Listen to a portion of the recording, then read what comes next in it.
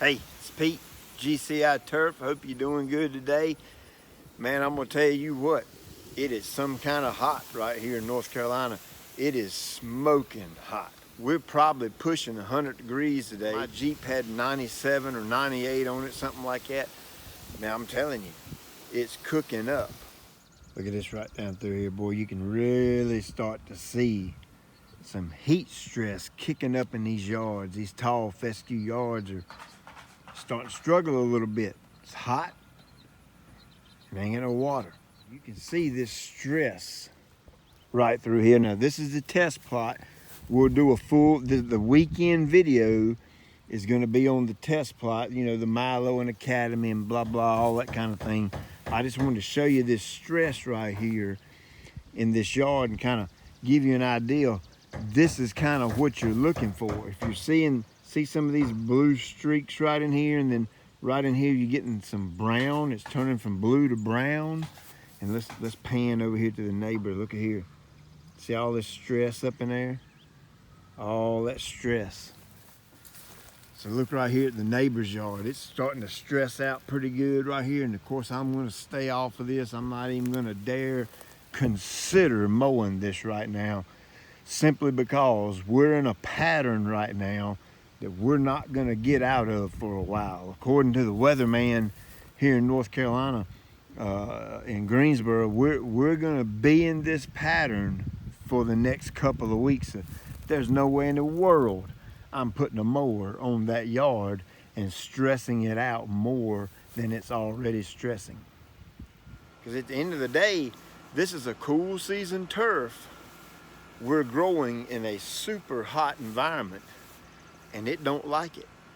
Now I know some of you golfers, you've been out there playing around the golf and it's hot and it's muggy and you're sweating like a dog and you're out there taking those shots, and all of a sudden here comes a fellow around in a cart that's got a hose reel on the back of it, and he goes over there to the edge of the green and he hooks that thing up and he'll walk the green and spray the green down with water. What the heck's that nut doing? Well, he's syringing the turf. Okay, what that's doing, he's basically cooling it off. You know, your kids come in, man, they've been outside and they're playing and they take the hose pipe and they just drown themselves with the water, and it's relief is what it is. They're being relieved from that, all that heat from the whole entire day. Well, syringing is no different. When you go out maybe 3, 4, 5 o'clock-ish or so and run each zone for maybe 3 to 4 or 5 minutes roughly and get the grass a little bit wet, what that does is that's cooling the turf down, is what it's doing. It's relieving the heat and the tension that's on the grass. And the way that happens is the water flies through there and lands on the turf, and the little water beads or the water molecules or whatever you want to call them, they absorb the heat from the turf. They suck the heat out of it, right? When the little water molecules, when they evaporate, it takes that heat away, right? That's how that happens. So you kind of cool it down.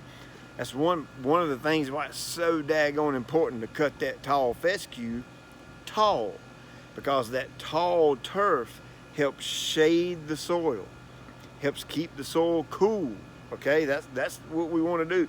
When the soil gets hot and the root system gets hot, man, that causes all kind of trouble. Especially, you know, the ground dries out and you get cracks in the ground, all kind of crazy things. So that water has to be there.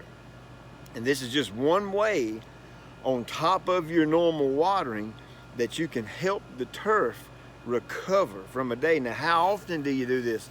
Well, we're into some pretty serious heat right now. I'm gonna do it every day at my house until we're out of this heat. Okay, so that's my game plan, is to just cool the yard off around 3, 4, 5 o'clock or so. And of course, you don't want to wait and do it so late in the day that moisture sits on the grass blade overnight. Okay, then you're asking for disease problems, because that's where fungus comes from. is when that moisture sits on the turf overnight, right? Okay, so make sure that last zone has done its thing and it's cut off in time so that the turf can physically dry. So, hey, I hope this tip was helpful. Now, if you don't have an irrigation system, then, you know, if your yard's small, maybe you can take your hose pipe and your little thing you wash your car with, or your hose end sprayer, and just go out there and soak it down with water. Okay, maybe take 3 or 4 minutes of walking around and getting it good and wet, and make sure you give it time to dry.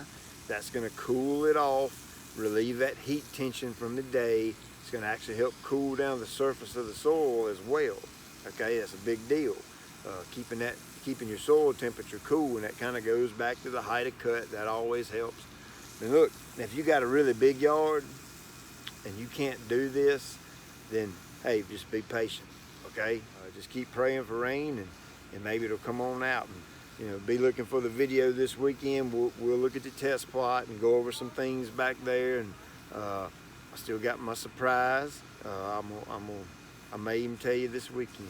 It depends on how a few things go. So get your watering right and have a great evening. Make sure it's good and wet. And you, of course, give it time to dry. Oh, snap. Whew, it is cold. Sorry.